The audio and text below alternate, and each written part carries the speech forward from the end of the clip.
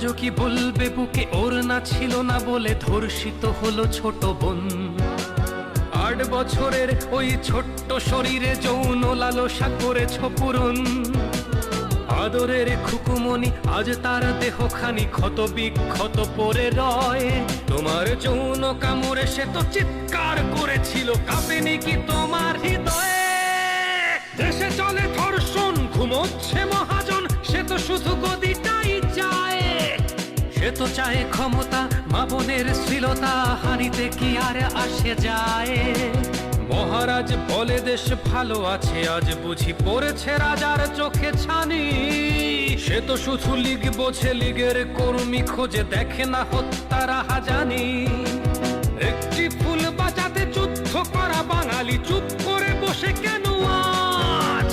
বাংলার বুকে আজ